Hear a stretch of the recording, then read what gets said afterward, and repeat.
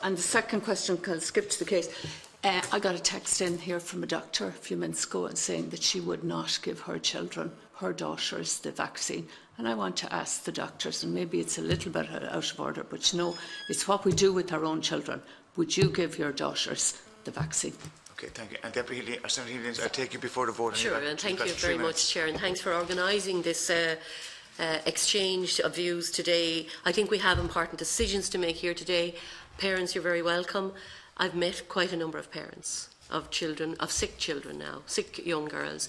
I want to acknowledge the presence of Dr. Colette Bonner and Dr. Kevin Keller and the other members. I've worked previously with Colette and Kevin. So, look, I'm here and I've deliberately missed a vote because I'm very worried about the health of young girls. I have a 14-year-old daughter myself who's had the vaccine. Thank God there haven't been any adverse effects.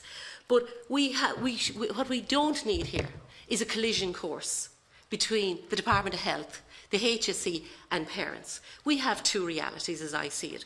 Number one, we have a patient information leaflet that wasn't disseminated properly. And parents weren't properly informed. And that does lead me to believe that there was some sense of a cover-up here. So I want to ask, why isn't the correct patient information leaflet disseminated?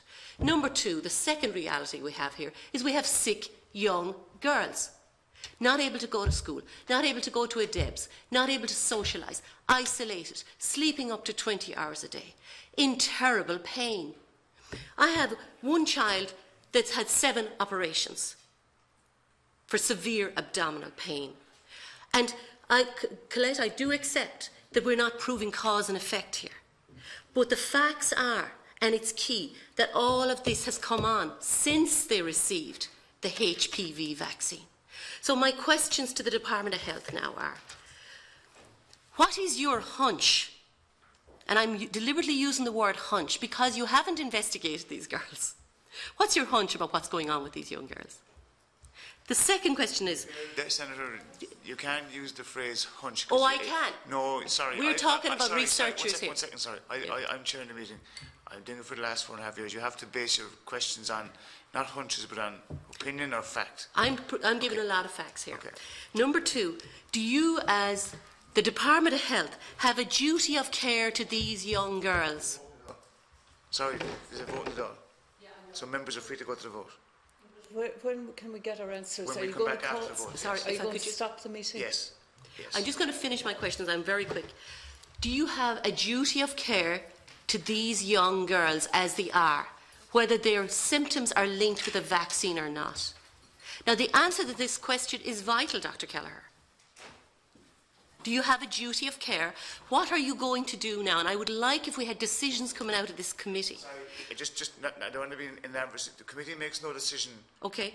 But that's not a remit. The doctors may propose. Sorry, our remit today is not to make a decision.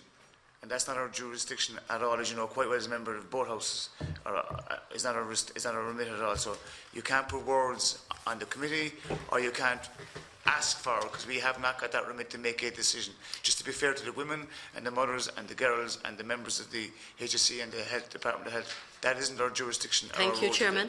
I hear what you're saying. I hear what you're saying. I'm going to just rephrase the question. Do you, as the Department of Health, have a duty of care to these young girls?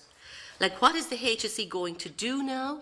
Can we set up, my recommendation is that we will be setting up a multidisciplinary team to provide a holistic treatment plan for these young girls. I'm Number one, to stop, we'll and investigate. I'll take you when I come back, if it's okay with you, because I want to suspend for the dog. Could I just have one final question, and then I will leave it at that? I'm not going to miss the vote, so I have to go vote. I haven't got a pair, unfortunately. Okay. So I'm going to suspend the meeting and until after the vote. And apologies to everybody.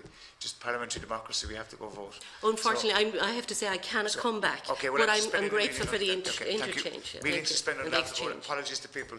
Just the joys of democracy. Sorry. Oh, 10 minutes.